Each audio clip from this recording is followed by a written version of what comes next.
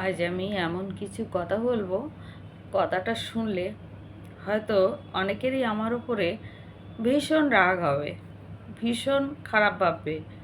কিন্তু না, কথাটা যদি শান্ত মাথায় আপনারা সবাই একটু শোনেন বা ভাবেন, কথাটা অতি বাস্তব।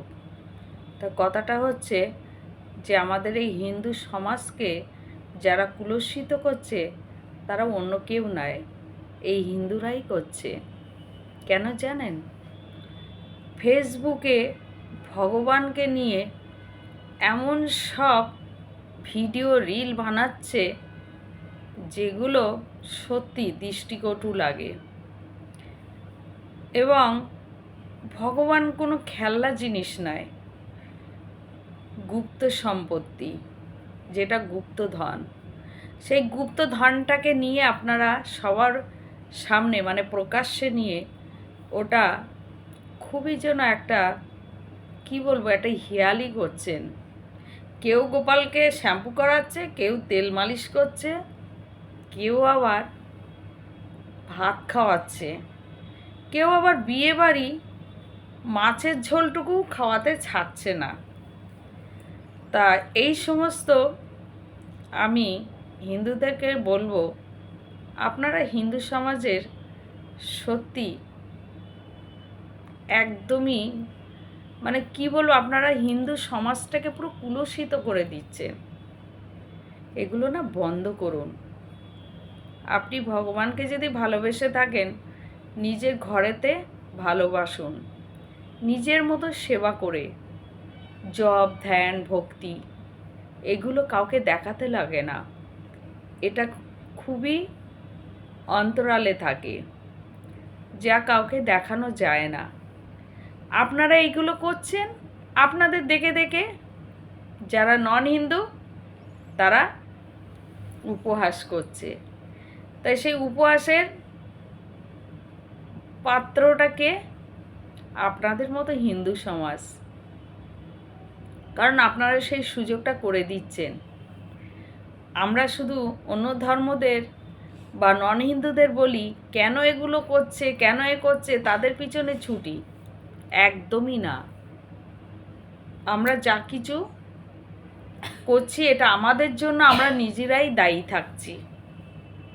কেন ফেসবুক খুললেই দেখতে পাই কোথায় গোপালকে খাওয়াচ্ছে, কেউ দেখি শ্যাম্পু করাচ্ছে, কেউ সর্ষের তেল মাখাচ্ছে, কেউ আবার গায়ে সাবান দিচ্ছে।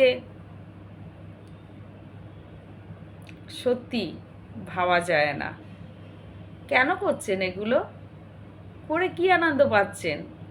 ভাইরাল হওয়ার জন্য, পয়সা ইনকামের জন্য? এভাবে ভাইরাল হওয়া যায় না। ভাইরাল হতে গেলে নিজের যোগ্যতা দিয়ে, সৎ চিন্তা দিয়ে, সৎ কর্ম দিয়ে দেখবেন একদিন অটোমেটিক ভাইরাল হয়ে যাবেন। আপনারা যেটা করছেন এটা কিন্তু আপনারা কর্মফলদাতা শনিদেবের দৃষ্টিতে পড়ে যাচ্ছেন, সত্যি পড়ছেন। আপনারা নিজেরাও বুঝতে পারছেন না। কোনো না কোনো এক সময় শনিদেব কিন্তু আপনাদের কর্মের হিসাবটা বুঝিয়ে দেবে। শনি সানাই সানাই। তাই এ সমস্ত না করে একটু ভালো কর্ম করুন, আর কারোর কাছে উপহাসের পাত্র হতে যাবেন না। আপনারা সবাইকে সুযোগ করে দিচ্ছেন যাতে হিন্দুরা সবার কাছে উপহাসের পাত্র হয়ে উঠুক। আমি সবার কথা বলছি না, যারা এই ধরনের কাজগুলো করছে এগুলো ভক্তি বলে না। এগুলো যেগুলো আপনারা দেখাচ্ছেন, যে গোপাল খাইয়ে দেওয়া, গোপালকে নাচানো, তারপরে বিয়ে বাড়ি নিয়ে বিয়ের থালায় বসে ভাত খাওয়ানো, কত কি মানে দেখতে হচ্ছে। এগুলো নিছক আপনার ভক্তি না। আর এগুলো আপনি গোপালকে সত্যি ভালোবাসেন না, ভগবানকে সত্যি ভালোবাসেন না। এগুলো নিছকই আপনি নিজের স্বার্থ সিদ্ধির জন্য, শুধু ভাইরাল হওয়ার জন্য। দেখবেন আপনি একদিন ভাইরাল হচ্ছেন না, আপনার ভিডিওটা কেউ আর দেখছে না, সবাই আপনাকে রিজেক্ট করে দেবে, আর দেওয়াটাই উচিত। কারণ যেটা একদম মানে আপনারা সত্যি সব কিছু মানে লিমিট ক্রস করে যাচ্ছেন। ধর্ম নিয়ে ছেলেখেলা না, আর ভগবানকে নিয়ে ছেলেখেলা না। আগে হিন্দু কাকে বলে জানুন, সনাতনী কাকে বলে জানুন, ধর্ম কাকে বলে জানুন। আর সেই শিক্ষা যদি আপনাদের মধ্যেই থাকতো, আপনারা কখনো এই জিনিসগুলো নিয়ে না ফেসবুকে এভাবে মাতামাতি করতেন না, এভাবে তুলে ধরতেন না। দেখুন, এভাবে একদিন করতে করতে না দেখবেন আপনাদের ওপরে গভর্নমেন্ট স্টেপ নিতে বাধ্য হচ্ছে। কারণ এগুলো সত্যিই স্টেপ নেওয়া উচিত আইনতভাবে। কারণ এগুলো সত্যি একদমই ভালো লাগছে না, এগুলো একটা ছেলে খেলা হচ্ছে। আর কেউ কারুর এভাবে ধর্ম নিয়ে যদি ছেলে খেলা করে না, সেই একটা গোটা সনাতনী সমাজকে ছোট করে দেওয়া হয়। একজনের জন্য সবার সবার মানে সবাইকে ছোট হয়ে যেতে হয়। তো জানি না আপনারা কিরম ধরনের হিন্দু সনাতনী, ভক্তি তো বলাই যায় না যে আপনারা ভক্তি দ্বারা এগুলো দেখাচ্ছেন শুধু দুটো পয়সার জন্য আর ভাইরাল হওয়ার জন্য।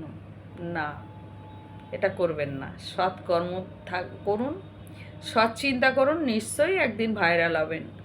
ভগবান নিশ্চয়ই আপনার সাথ দেবে। আপনারা তো ভগবানকে নিয়েও ব্যবসা শুরু করেছেন।